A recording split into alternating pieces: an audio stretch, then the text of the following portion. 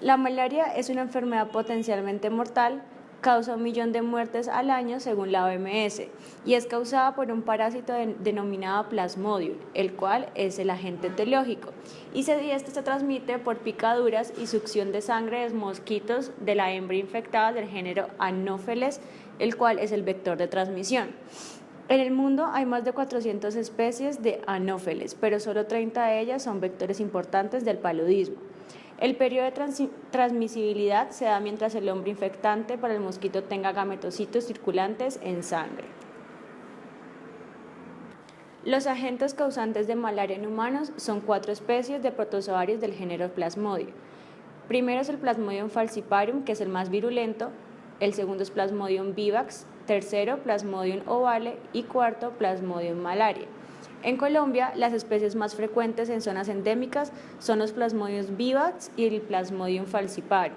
La transmisión del Plasmodium malaria ocurre más que todo en la costa pacífica. En este cuadro podemos observar unas características frente al Plasmodium vivax, el falciparum y el malaria. Con respecto a la incubación, el Plasmodium vivax y el falciparum tienen de 10 a 15 días y el malaria de 28 días en promedio. Respecto al cuadro clínico, el Plasmodium vivax y el malaria pueden llegar a tener una recaída y el falciparum puede llegar a ser mortal. Respecto a sus características, el Plasmodium vivax tiene células agrandadas, en el falciparum no hay agrandamiento de estas células y en el malaria no hay ni agrandamiento ni moteado. Con respecto a las células blanco del Plasmodium vivax, el parásito invade los reticulocitos y el Plasmodium falciparum invaden a todos los eritrocitos.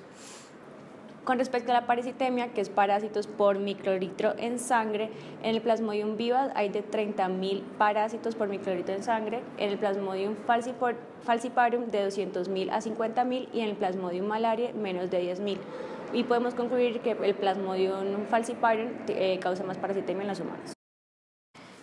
En cuanto a la morfología de las células, vamos a encontrar que en el vivax los trofozoitos en fase anular van a ser anillos grandes y delicados y un solo gránulo de cromatina, al igual que el malaria, que va a tener solo un gránulo de cromatina y anillos grandes y gruesos. El falciparum, por otro lado, va a tener anillos pequeños y delicados que pueden adherirse a los eritrocitos con 2 o más gránulos.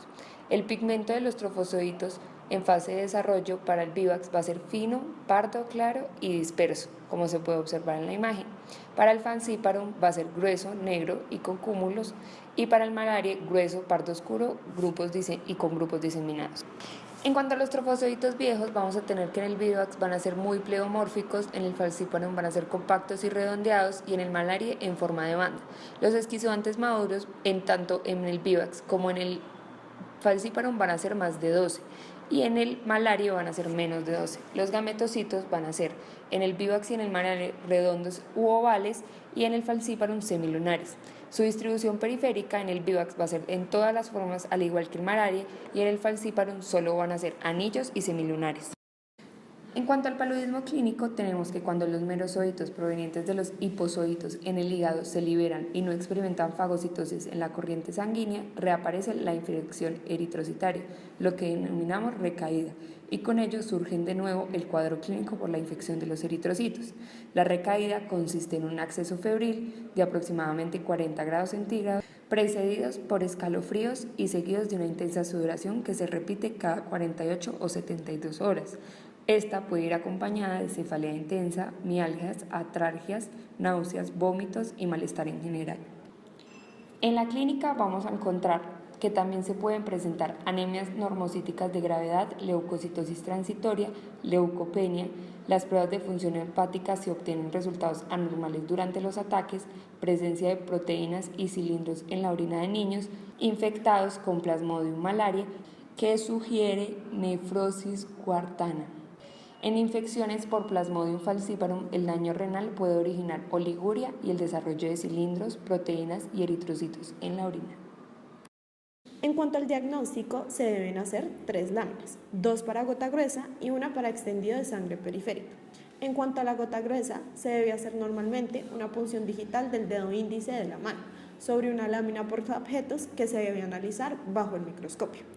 Esto identifica formas y características parasitarias, la presencia o ausencia de granulaciones del glóbulo rojo y el género y la especie de la parasitemia, como lo hemos mencionado en el cuadro anterior.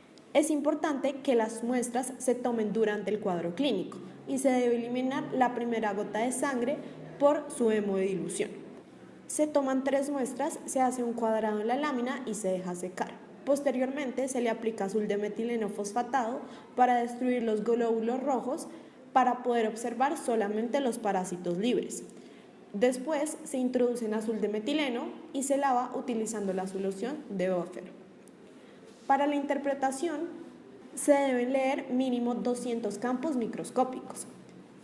En el caso de que en estos 200 campos microscópicos no se encuentren parásitos, se debe clasificar como negativo. Cuando hay un caso probable y un resultado de gota gruesa negativa, se debe repetir los exámenes a las 24 horas, ya que en Plasmodium falciparum los parásitos se quedan en los capilares por el 50% del ciclo eritrocítico y no siempre van a estar presentes en la sangre periférica, por lo cual no van a ser apreciados en la muestra. Cuando hay escasos parásitos, es decir, menos de 100 parásitos por microlitro, es decir, 2 o 3 parásitos por placa, se debe escribir claramente este resultado en los reportes, ya que debe ser confirmado y se debe repetir el examen a las 8 o 12 horas posteriores. Cuando es positivo, se deben observar suficientes campos, como ya lo dijimos, más de 200 campos, diagnosticando la especie que cause la infección. Por otra parte, en cuanto al extendido de sangre periférica, se debe tomar la misma muestra que la gota gruesa. Se extiende esta muestra y se fija con metalón, coloreándolo con azul de metileno. Este resultado se debe observar en objetivo de inmersión.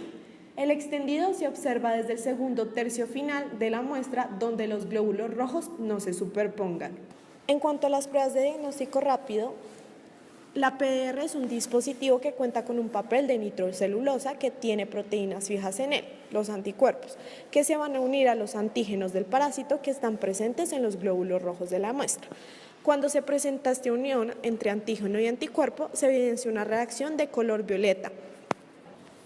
Esta unión migrará por la nitrocelulosa y va a ser capturada por un anticuerpo monoclonal que está ubicado en la banda de reacción. Las ventajas de estas pruebas rápidas son un resultado más rápido que la microscopía, una fácil ejecución, una fácil interpretación, un fácil entrenamiento y utiliza una menos muestra que la microscopía. En cuanto a las desventajas, es solamente un resultado cualitativo, el cual no permite hacer un seguimiento para evaluar la eficacia del tratamiento. Irregularmente, los resultados dan negativos en parasitemias inferiores a 200 parásitos por microlitro. En cuanto al procedimiento de esta muestra, se debe limpiar el dedo anular del paciente, se debe pinchar el dedo anular del paciente y se debe extraer la sangre. Después, se debe agregar la sangre del paciente en el pozo redondo de la tirilla. Posteriormente, se deben añadir 4 gotas del buffer en este mismo pozo de la tirilla y se deben esperar 15 minutos. Cuando el resultado inicial es negativo después de 15 minutos, la lectura se debe repetir a los 30 minutos. Los resultados no pueden ser leídos pasado 30 minutos, ya que puede proporcionar resultados erróneos. En cuanto al fundamento de la prueba, si hay parásitos en la muestra, los antígenos combinados con conjugado de oro van a ser arrastrados hacia arriba de la tira por la reacción a los anticuerpos monoclonales específicos que estarán inmovilizados en la membrana. Después de un tiempo, como ya hemos explicado, se evidenciará el complejo inmune. El protocolo de vigilancia en salud pública de malaria se considera un caso de malaria complicada cuando el paciente puede presentar malaria cerebral, complicación renal, complicación hepática. En este caso es importante realizar un cuadro hemático, glicemia, pruebas de función renal y pruebas de función hepática.